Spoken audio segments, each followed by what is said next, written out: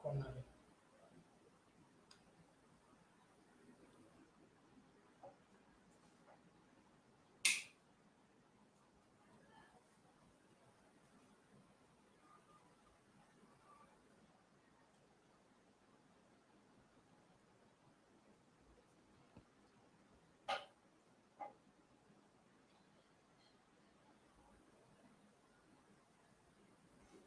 আসসালামু আলাইকুম, আমি ইমা হালিমা। আজকে আমরা লিটারেচার লাইভ 2-তে চলে এসেছি।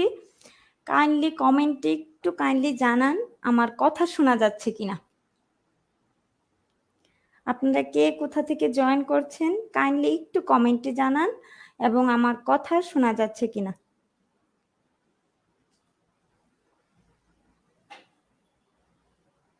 আজকে আমরা উইলিয়াম ওয়ার্ডসওয়ার্থ নিয়ে কথা বলবো।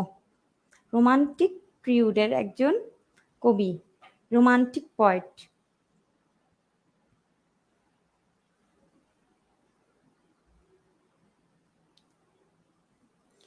কাইন্ডলি একটু জানান কথা শোনা যাচ্ছে কিনা।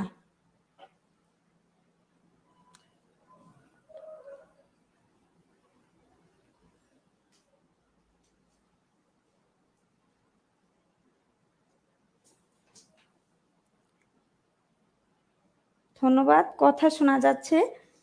আপনারা কে কোথা থেকে জয়েন করছেন একটু কাইন্ডলি জানান।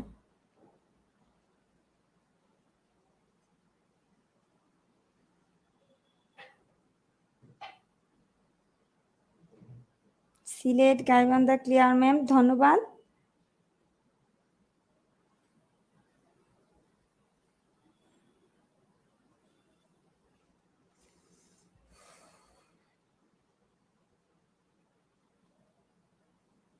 আসসালামু আলাইকুম। ওয়ালাইকুম আসসালাম, জি ক্লিয়ার, ধন্যবাদ। আমরা একটু পরেই লাইভটা শুরু করব, ক্লাস শুরু করব।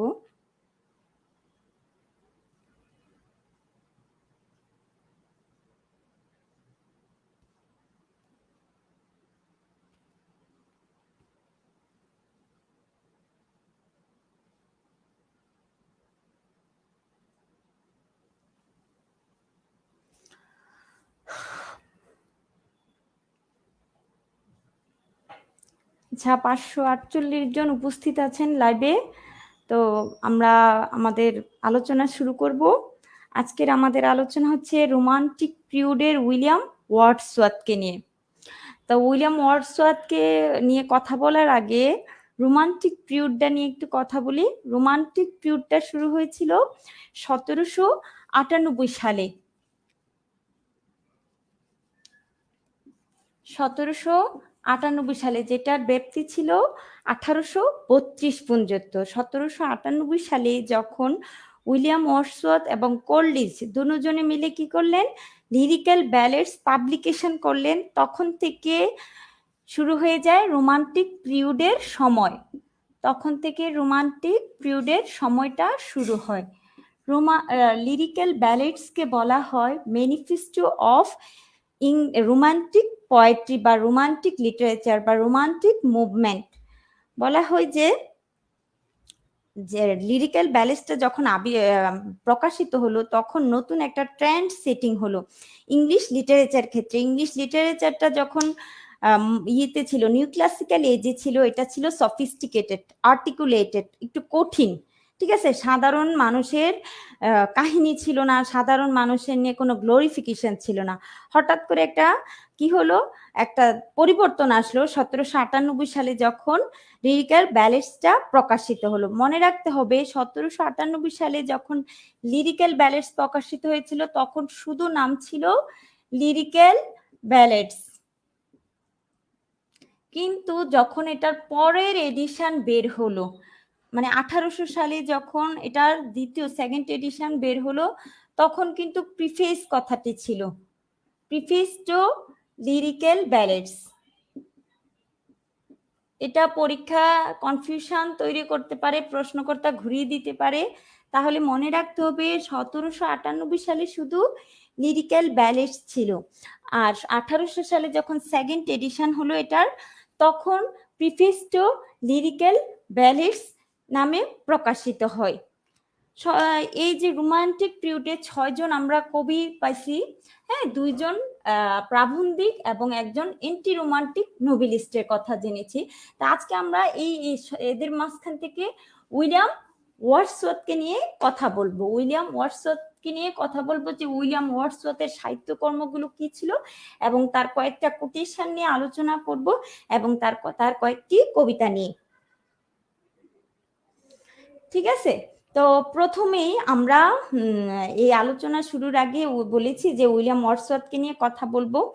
উইলিয়াম ওয়ার্ডসওয়ার্থ ছিলেন, প্রথমে তার পরিচয় হচ্ছে রোমান্টিক পোয়েট। তাহলে তার জন্মটা দেখে নেই। তার জন্ম হয়েছে 1770। ঠিক আছে, তার জন্ম হয়েছে 1770 একটা লেক ডিস্ট্রিক্টের নাম ছিল ককার মাউথ, হ্যাঁ, কাম্বারল্যান্ডের, যার কারণে তাকে বলা হয় লেক পয়েট। উইলিয়াম ওয়ার্ডসওয়ার্থকে বলা হয় লেক পয়েট। 1770 সালে তার জন্ম এবং তার মৃত্যু হয়েছে 1850। এই এতটুকু সময়ের মাঝে তিনি দুইটা তার পিরিয়ডের টাইম মনে রাখতে হবে, যেটা পরীক্ষায় আসার মতন। 1798 সালে তিনি লিরিক্যাল ব্যালেডস দিয়ে করলেন, আর পয়েট যে লরিয়েট হয়েছে এই ঘটনাটা মনে রাখলেই চলবে। এটা হয়েছে 1843। Poet laureate.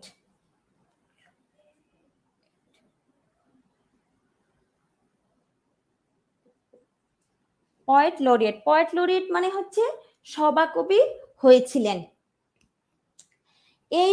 এই সময়গুলোই উইলিয়াম ওয়ার্ডসওয়ার্থের আমাদের মনে রাখলে চলবে। তো উইলিয়াম ওয়ার্ডসওয়ার্থ যে লিরিক্যাল ব্যালেট লিখছে, এখন তার একটা স্বতন্ত্র বৈশিষ্ট্য রয়েছে।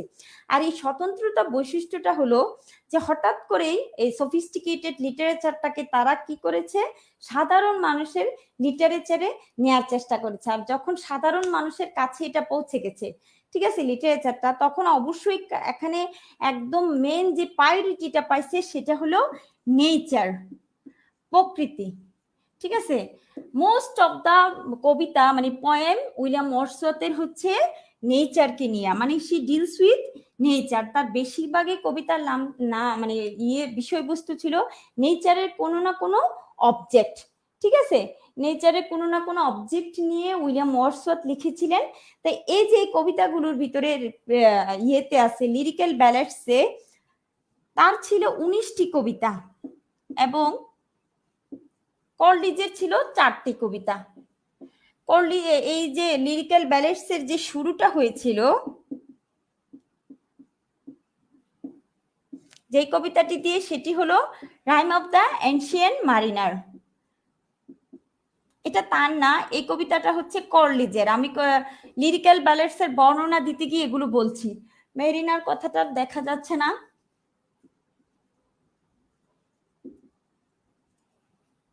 আর শেষ কবিতাটা ছিল মানে লাস্ট কবিতা, এটা ছিল ফার্স্ট কবিতা। ঠিক আছে, আর লাস্ট কবিতাটা ছিল উইলিয়াম ওয়ার্ডসওয়ার্থের টিনটান অ্যাবে। আমরা এখন এটা নিয়ে একটু কথা বলবো, টিনটান অ্যাবে কথাটা নিয়ে। অ্যাবে মানে কিন্তু হচ্ছে চার্চ বা মঠ। পয়েট অফ চাইল্ডহুড, জি, poet of childhood, poet of nature উপাধিগুলো নিয়েও কথা বলবো। আগে লিরিক্যাল ব্যালেডসের কিছু কথা বলে নেই। লাস্ট কবিতাটা ছিল টিনটান অ্যাবে। এই টিনটান অ্যাবে কবিতাটার কথাটা বলি। টিনটান অ্যাবে এটা হচ্ছে একটা রিভার উইর তীরে একটা মানে পুরাতন একটা চার্চ ছিল, টিনটান অ্যাবি ছিল, যেটাকে মঠ বলে। এখানে কবি 1793 সালে একবার গিয়েছিলেন। তারপর 5 বছর পর তিনি আবার তার বোন ডরোথি উইলিয়ামকে নিয়ে এই জায়গাটাতে ভিজিট করছিলেন। করার পর উনি যে চেঞ্জটা দেখছেন, তার সাইকোলজিক্যাল সব দিক দিয়ে যে মানসিক তার পরিবর্তনটা ঘটেছে, এটা আবার উনি কবিতায় প্রকাশ করেছেন। এটার একটা সাবটাইটেল হচ্ছে line composed by written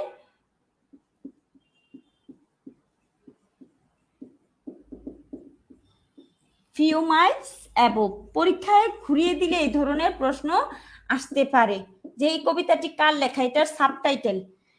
line composed বা রিটেন ফিউ মাইলস অ্যাবোভ, আরো অনেক বড় রয়েছে, কিন্তু এতটুকুই জানলে আপনার চলবে। টিনটান অ্যাবে, লাইন কম্পোজড বা written few miles above Tintern Abbey. হাতের লেখা কোনো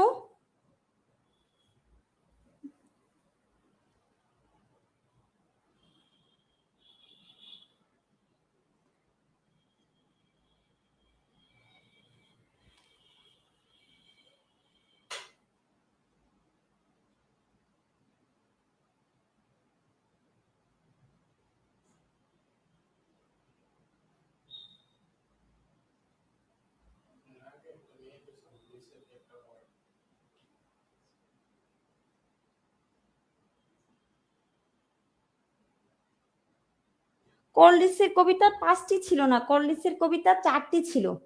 ঠিক আছে, line composed written few miles above Tintern Abbey, এটা হচ্ছে এটার সাবটাইটেল।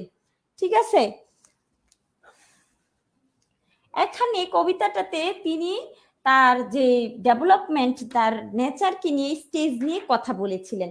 এখানে ডরোথি উইলিয়ামকে তিনি কবিতার শেষে একটা সাজেশন দিয়েছিলেন যে ডরোথি উইলিয়ামকে উদ্দেশ্য করে, সেটা ছিল nature never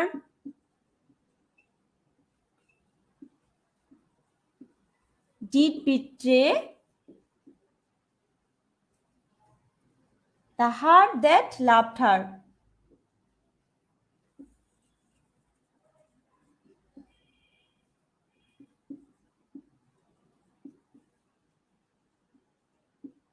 That loved her. Nature never did betray the heart that loved her. এখানে খেয়াল করে দেখুন, ডিড কথাটা এখানে জোর অর্থে বুঝিয়েছে যে প্রকৃতি কখনোই ধোঁকা দেয় না, যে হৃদয় তাকে ভালোবাসে। তাহলে এটা হচ্ছে টিনটান অ্যাবের লাইন। আমরা এরপরে কি কি ইয়ে ছিল সেগুলোতে চলে যাব।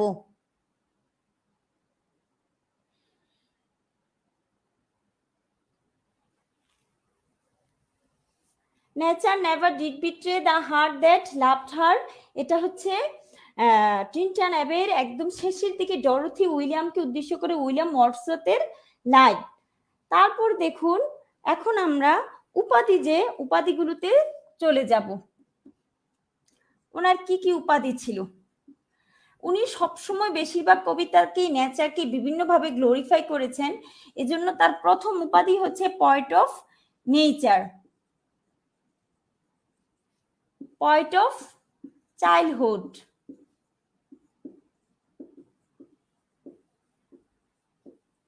Poet of nature, poet of childhood. তারপরে হচ্ছে তিনি ছিলেন লেক পয়েট, লেক পয়েট। মূলত এগুলো হচ্ছে তার গুরুত্বপূর্ণ জানার মতো উপাধি। আর এভাবে তো উনি রোমান্টিক পয়েট, এটা তো বুঝাই যাচ্ছে, কারণ যেহেতু আমরা রোমান্টিক পিরিয়ড নিয়ে আলোচনা করছি এখানে। আর সবচেয়ে বড় জিনিস হলো উনি আপনার যে রোমান্টিক লিটারেচারটা শুরু হয়েছে, রোমান্টিক পিরিয়ডটা শুরু হয়েছে, যে রোমান্টিক পিরিয়ড যদি বলেন, তিনি হচ্ছেন অগ্রনায়ক, chief exponent.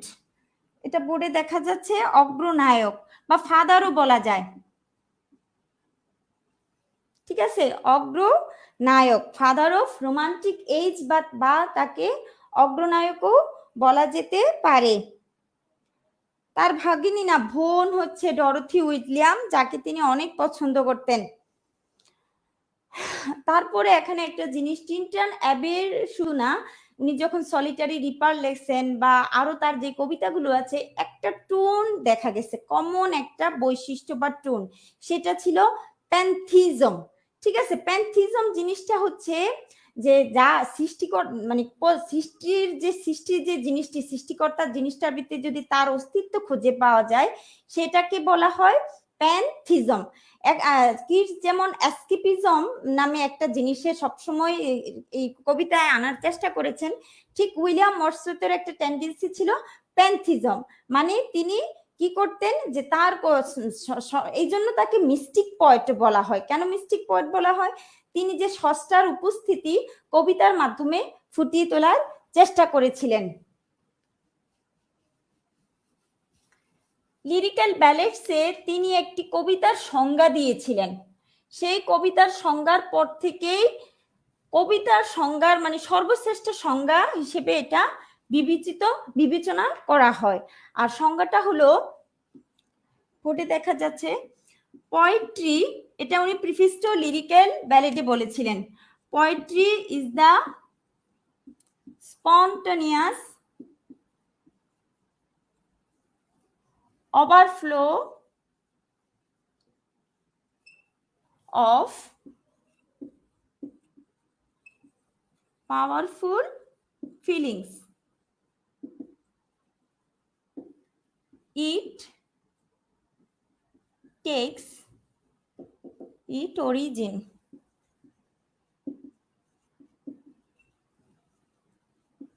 from emotion recollected in tranquility.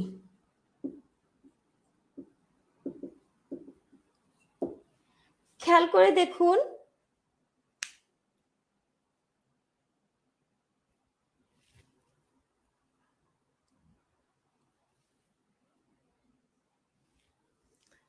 করে দেখুন, সংজ্ঞাটাতে স্পন্টেনিয়াস ওভারফ্লো পাওয়ারফুল ফিলিংস, এই যে পাওয়ারফুল ফিলিংসটাই হচ্ছে আমাদের ইমোশন। ঠিক আছে, এখানে তিনি কবিতার যে সংজ্ঞাটা দিচ্ছেন সেটা ধারেই একটা কবিতা কেন আসে, কিভাবে তৈরি হয়, এই কবিতাটার সংজ্ঞাটাতে উনি এটা দাঁড় করাইছেন। এখানে খেয়াল করে দেখুন, একটা জিনিস হচ্ছে স্পন্টেনিয়াস ওভারফ্লো পাওয়ারফুল ফিলিংস, আরেকটা হচ্ছে recollected in tranquillity from origin from, যেটার উৎপত্তি হয়েছে ইমোশন থেকে।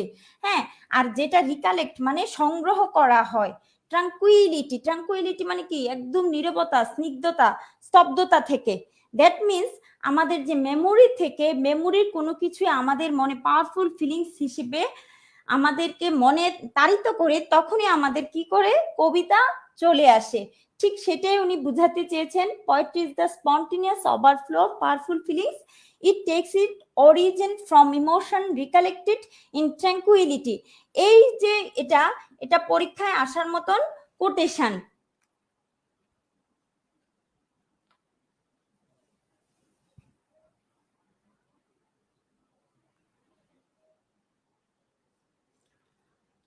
এখানে পোয়েট্রির এটার শেষ, আমরা এখন চলে যাব তার উল্লেখযোগ্য সাহিত্যকর্মগুলোর দিকে, নোটেবল ওয়ার্কস যেটাকে বলি আমরা। প্রথমেই তার নোটেবল ওয়ার্কস যদি বলি, উনি দ্য প্রিলুড, এটা হচ্ছে আত্মজীবনীমূলক কাব্য।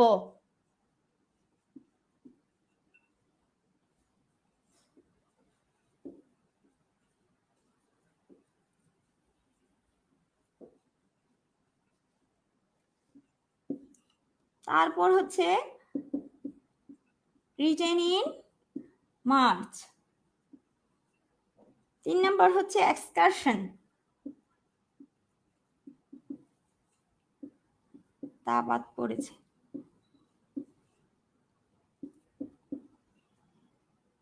তার রিক্লুজ, এটা তিনি 17 বছরেও লিখে শেষ করতে পারেননি। এটা হচ্ছে দর্শন, ইংরেজি সাহিত্যের দর্শন তত্ত্বমূলক কাব্য।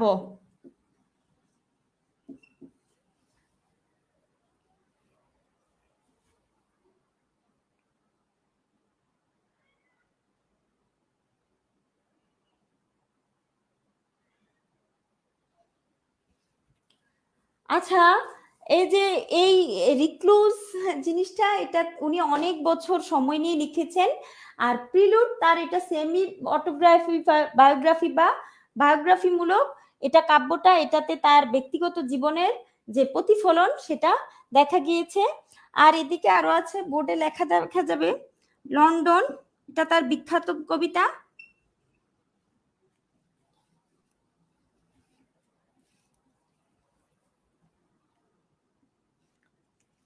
এদিকে মুছে দিই, তাহলে লিখতে পারবো।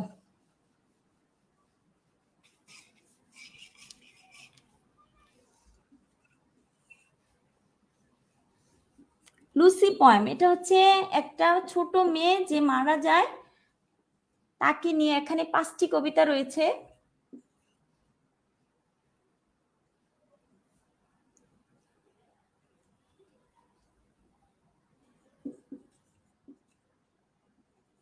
সলিটারি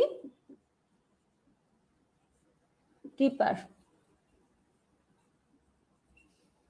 8 নম্বর পর্যন্ত এদিকে আমি 1 2 আবার মুছে দিচ্ছি। এখানে 2টা কবিতা আছে, এটার সাবটাইটেল আছে। একটা কবিতা খুবই জনপ্রিয়, ড্যাফোডিলস। ড্যাফোডিলস খেয়াল করে দেখুন, ড্যাফোডিলস আবার টু ড্যাফোডিলস নামে রবার্ট হেরিকের আছে। শুধু ড্যাফোডিলস হচ্ছে উইলিয়াম ওয়ার্ডসওয়ার্থের, আর টু ড্যাফোডিলস হচ্ছে রবার্ট হেরিকের।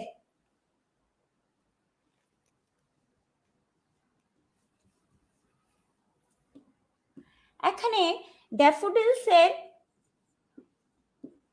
আরেকটা যেই নামে কবিতাটা পরিচিত, I wandered lonely as a cloud.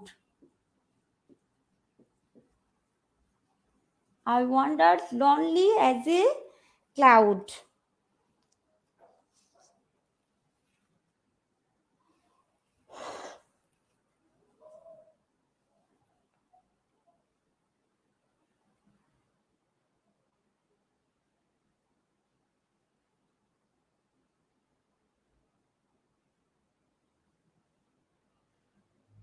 সাহিত্য অনেক বড় বিষয়, এই লাইভ ক্লাসে তো এত বড় বিষয়টাকে ছোট করে উপস্থাপনে আরেকটু সহজ হন। উপস্থাপনে ভাই সহজভাবে বলছি, আমরা তো স্যার থেকে পড়তাম আরো কঠিন লাগতো তখন।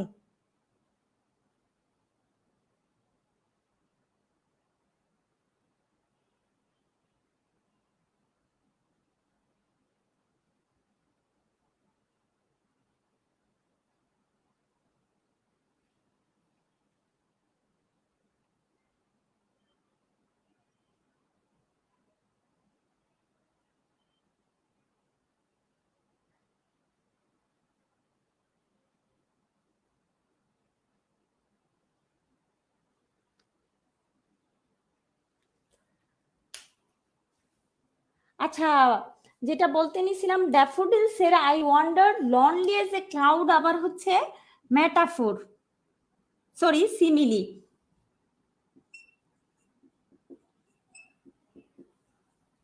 সিমিলি এই I wander lonely as a ক্লাউডে ড্যাফোডিল কবিতাটা সম্পর্কে একটু বলি। ড্যাফোডিল কবিতাটা হচ্ছে একটা ড্যাফোডিল ফুল যখন কবি দেখেছিলেন, দেখে তার ভিতরে অনেক আনন্দ উচ্ছ্বাস তৈরি হয়।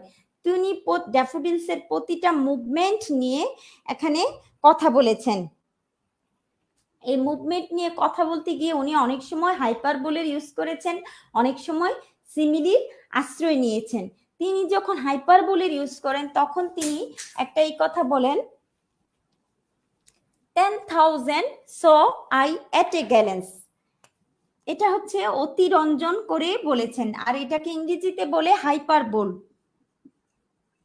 একসাথে তো 10,000 ফুল দেখা সম্ভব না, কিন্তু তিনি বলছেন যে 10,000 saw I at a glance, মানে এক পলকে উনি প্রায় 10,000 ড্যাফোডিল দেখেছেন, যেটা কখনোই সম্ভব না। এটা হচ্ছে হাইপারবোলের উদাহরণ।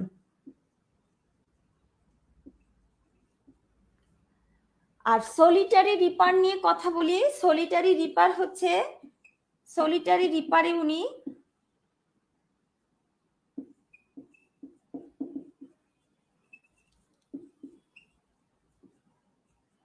সলিটারি রিপারে উনি কি করেছেন, একটা শস্য কর্তনকারী মেয়ে গান গাচ্ছে, সেটা নিয়ে পুরো কবিতাটাকে উনি কাব্যের ভাষায় ফুটিয়ে তুলেছেন।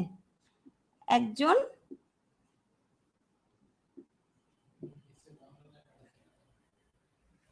এটা নিচে দেখা যাচ্ছে না।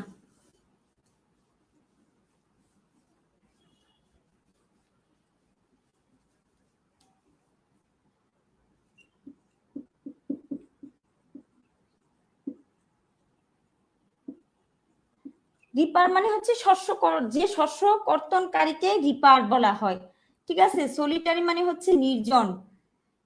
তা একজন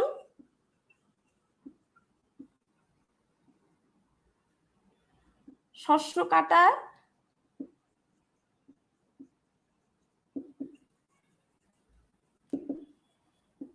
কারী মেয়ে কি করছিল, একটা মেলানকলি, মেলানকলি মানে দুঃখের গান, ঠিক আছে, মেলানকলি গান গাচ্ছিল।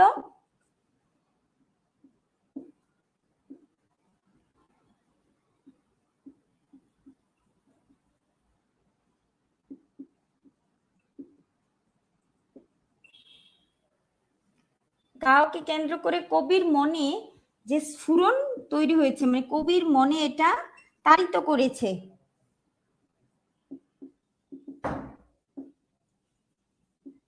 তাই নিয়ে লিখেছেন সলিটারি রিপার।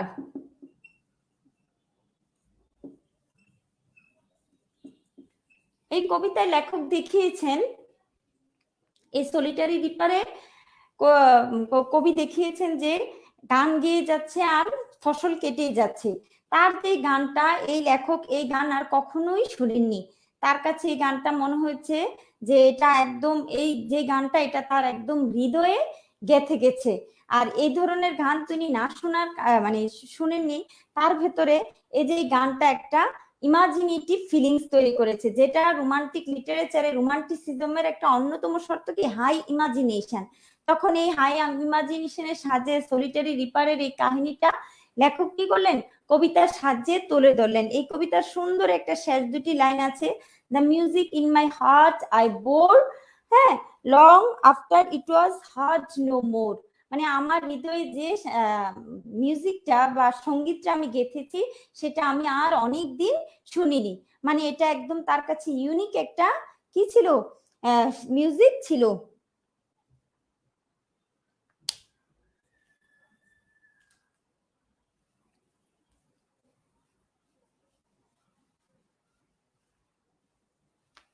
আর শেষের যে কবিতাটা ছিল সেটা, যেটা নিয়ে এখন আমরা কথা বলবো, সেটা হচ্ছে রেইনবো।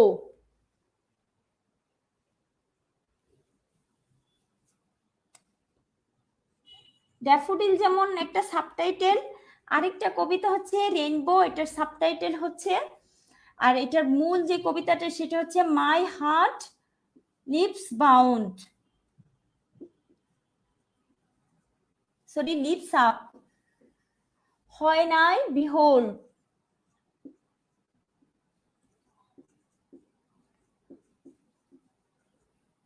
হয় নাই বিহোল, বিহোল মানে হচ্ছে দেখা, দৃষ্টিপাত করা, লিপস আপ মানে হচ্ছে লাফানো, এখানে লাফানো বুঝায়নি, এখানে উচ্ছ্বাস বুঝিয়েছে, ঠিক আছে। আমার হৃদয় উচ্ছ্বসিত হয় যখন আমি দেখেছিলাম, কি দেখেছিল, রেইনবো দেখেছিল, যখন লেখক রেইনবো দেখেছিল। এখানে এই কবিতাতে একটি বিখ্যাত লাইন রয়েছে, child is the father of the man,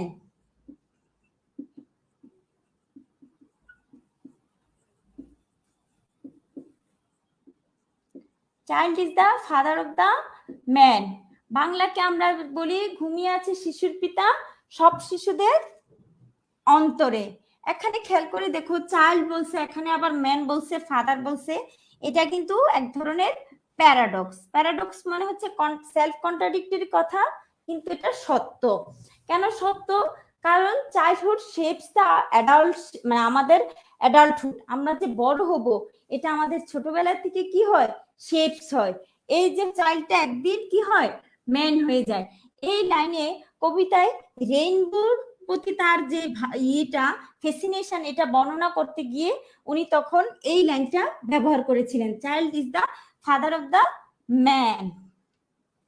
আর বাংলা যাকে আমরা বলি ঘুমিয়ে আছে শিশুর পিতা সব সব শিশুর অন্তরে।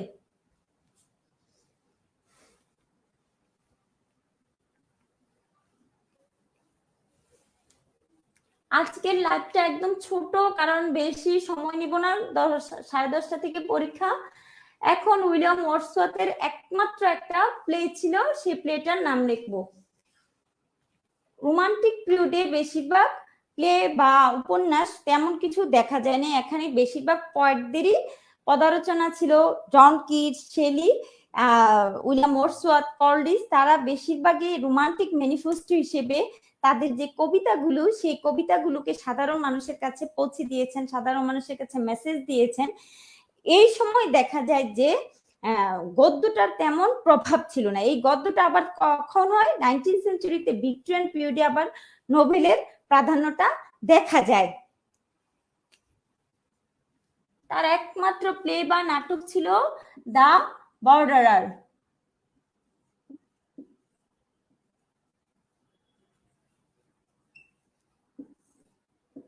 এটা একমাত্র তার প্লে ছিল।